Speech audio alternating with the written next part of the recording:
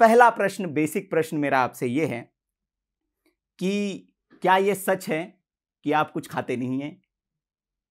ये सच तो अब दुनिया के समक्ष है। जी। और ये साधना, ये व्रत जो है वो संपूर्ण नर्मदा के तट पर और गांव नगर में ये साधना एकांत में नहीं हो रहा है। ये हजारों, उसके लाखों आज साक्षी हैं।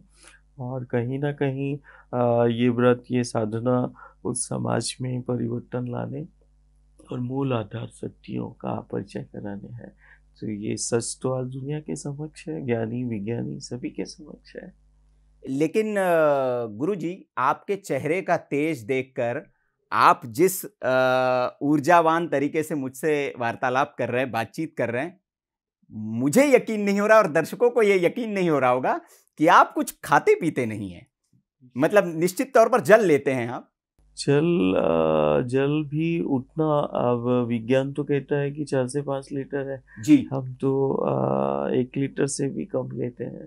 जी। तो कहीं ना कहीं आज के भौतिकवाद में इस सत्य को बैठे बैठे या सुनते हुए स्वीकारना ज्ञानियों के लिए बड़ा प्रश्न खड़ा हो जाता है। लेकिन जो नर्मदा के तट पर गांव नगर में जो दिन रात देख रहे हैं, वो कहीं ना कहीं उस सनातन की, उस संस्कृति की और दुनिया के सबसे असाधारण जो शक्तियाँ हमें प्राप्त हैं, गंगा नर्मदा के रूप में, विंध्याचल सतपुड़ा के रूप में हो, चाहे हिमालय के रूप में हो, कहीं ना कहीं उन्हीं पेड़ पहाड़ों की जीवंतता, इसी माटी की जीवंतता और उस माँ के आंचल की, कि जन्म देने वाली को तो माँ सब कहते हैं, लेकिन हम जीवन देने वाली को भी माँ कहते हैं, हम पालन पोषण करने वाली को भी माँ कहते हैं।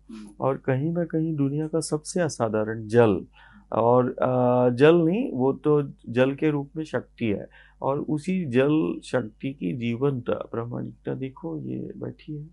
तो महाराज जी, मेरा प्रश्न ये है कि ऊर्जा कहाँ से मिलती है आपको?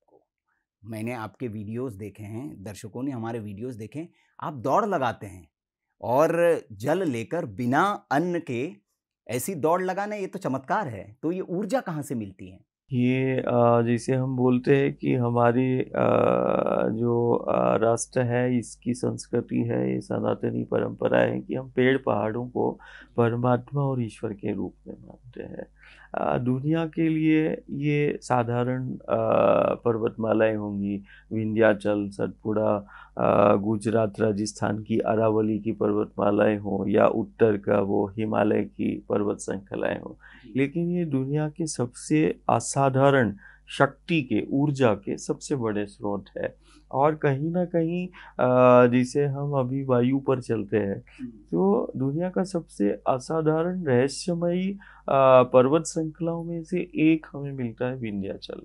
तो ये पेड़ पहाड़ों की वो जीवंतता है, साथ में ये विंध्याचल की हवा है, ये अरावली की पर्वतमालाओं में स्थित वो वनस्पतियां कहें, या यूं कहें कि सतपुड़ा की वादियों की वो पेड़ों की सामर्थ्यता कहें, ये गिरनार का, अमरकंटक का, कामदगिरी का, गोवर्धन का, ये असाधारण पेड़ पहाड़ों की जीवंतता है। तो हमें ऊर्जा, ये हमारी ऊर्जा के स्रोत है। और नर्मदा तो सबसे असीम ऊर्जा का केंद्र ही है, कि हमारे लिए वो नदी नहीं है, हमारे लिए वो बहता हुआ पानी नहीं है, हमारे लिए वो चलती हुई भवानी है, शक्ति है। हमारे लिए वो जल नहीं है, वो शक्ति है। और यही हमारी परंपरा है कि हम नदियों को माँ कहते हैं।